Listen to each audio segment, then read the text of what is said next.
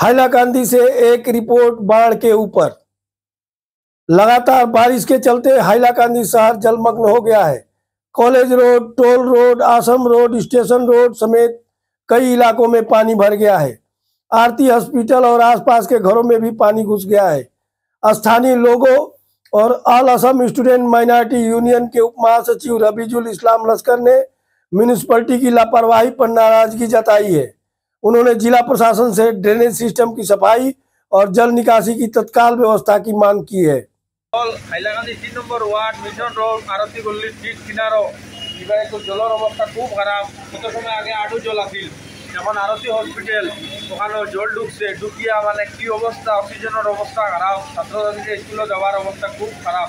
ও আমার এফআই আছে সকাল থেকে তাই ওখানে হাত গোতরা করতে করতে বৃষ্টি ভিজিয়া শেষ, কেউ নাই নানি, অবস্থা খুবই খারাপ। আপনারা দেখো সবাই ক্যামেরা তুলে দেখায়। আমি পৌরসভার চেয়ারম্যানটা হয়ে আপনারা পৌরসভা থেকে বলা একটা টিম পাঠাইয়া জল নিষ্কাশনের একটা ব্যবস্থা করে দেবো, মানে জমা জলের ব্যবস্থা করিয়া দিতা, ব্যবস্থা করে দেওয়া। ড্রেন আছে কিন্তু ড্রেনে পানি কাটে না, জল যাইবার রাস্তা নাই, আর কি রাস্তা নাই, জল যাওয়ার একটা ব্যবস্থা করে দেওয়া। আর গল্লির তো কাজ নাই, এটা তো কিছু নাই। মিউনিসিপ্যালিটি কাজ করেন নি দিদি, কোনো কাজ নাইনি।